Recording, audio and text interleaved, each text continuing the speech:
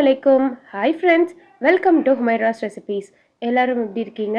இன்றைக்கி நம்ம சேனலில் ரொம்பவே க்ரீமியான ஒயிட் சாஸ் பாஸ்தா எப்படி செய்கிறதுன்னு பார்க்கலாமா?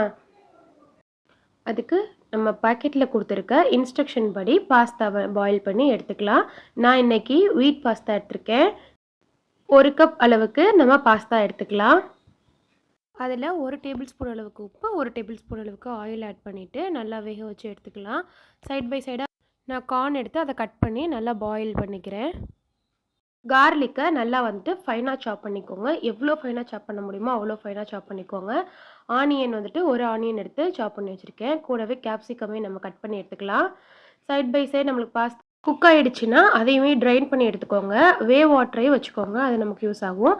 இப்போ ஒரு பேனில் 2 டேபிள் ஸ்பூன் அளவுக்கு பட்டர் ஆட் பண்ணிக்கிறேன். அதில் சாப் பண்ணி வச்சுருக்க கார்லிக்கை ஆட் பண்ணி நல்லா ஃப்ரை ஆகிற வரைக்கும் வெயிட் பண்ணிக்கோங்க. அதுக்கப்புறம் ஆனியன் ஆட் பண்ணிக்கிட்டு அதை கூடவே கேப்சிகமே ஆட் பண்ணிக்கிட்டு அந்த வெஜ்ஜீஸ்க்கு மட்டும் கொஞ்சமாக சால்ட் ஆட் பண்ணி ஃபஸ்ட்டு சாட்டே பண்ணி எடுத்துக்கலாம். அதுக்கப்புறம் இப்போ நம்ம சாஸ்க்காக 1 டேபிள் ஸ்பூன் அளவுக்கு நான் மைதா ஆட் பண்ணியிருக்கேன். நீங்கள் ஹெல்த்தியாக பண்ணணும்னு நினச்சிங்கன்னா நீங்கள் 1 டேபிள் ஸ்பூன் அளவுக்கு வீட் ஃப்ளோர் கூட ஆட் பண்ணிக்கலாம். அதை பட்டரில் நல்லா மிக்ஸ் பண்ணி விட்டுட்டு இப்போது 2 கப் அளவுக்கு பால் எடுத்திருக்கேன்.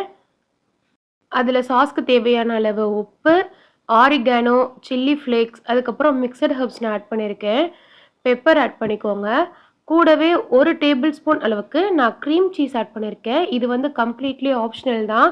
நீங்கள் வேண்டாம் அப்படின்னா தாராளமாக ஸ்கிப் பண்ணிக்கலாம். 1 சீஸ் ஸ்லைஸ் ஆட் பண்ணியிருக்கேன். நல்லா சீஸியாக இருக்கணும் அப்படிங்கிறதுக்காக ஆட் பண்ணி நல்லா மிக்ஸ் பண்ணி விட்டுட்டு இப்போ கொஞ்சமாக நான் பாயில் பண்ண கார்ன் ஆட் பண்ணியிருக்கேன். அதையும் ஆட் பண்ணி நல்லா மிக்ஸ் பண்ணி விட்டுக்கோங்க. இப்போ நம்ம பாயில் பண்ணி வச்சுருக்க பாஸ்தா அதையும் ஆட் பண்ணிவிட்டு 1 கப் அளவுக்கு அதோட வாட்டர் பாஸ்தா வேக வச்ச தண்ணியும் நான் அதில் ஆட் பண்ணிக்கிறேன். ஆட் பண்ணிவிட்டு நல்லா மிக்ஸ் பண்ணிக்கோங்க. கொஞ்சமாக ஃப்ரெஷ் க்ரீம் ஆட் பண்ணிக்கோங்க. அது இன்னுமே நல்லா க்ரீமியாக இருக்கும் நம்மளோட பாஸ்தா. அப்புறம் ஃபைனலாக கொஞ்சமாக மொசரல்லா சீஸ் ஆட் பண்ணிக்கோங்க. உங்ககிட்ட என்ன சீஸ் அவைலபிளாக இருக்கோ நீங்கள் அதுவுமே ஆட் பண்ணிக்கலாம். அவ்வளோதான். ரொம்ப ஈஸியாக ஒயிட் சாஸ் பாஸ்தா ரொம்ப க்ரீமியாக சீஸியாக ரெடி ஆகிடுச்சு. என்னோடய ஸ்டைல் ஒயிட் சாஸ் பாஸ்தாவை நீங்களும் கண்டிப்பாக உங்கள் வீட்டில் ட்ரை பண்ணி பார்த்துட்டு எப்படி இருந்துச்சுன்னு எனக்கு கமெண்ட்டில் சொல்லுங்கள். அப்படியே நம்ம சேனலை சப்ஸ்கிரைப் பண்ணிவிட்டு பக்கத்தில் இருக்கிற பெல் ஐக்கானை கிளிக் பண்ணிக்கோங்க.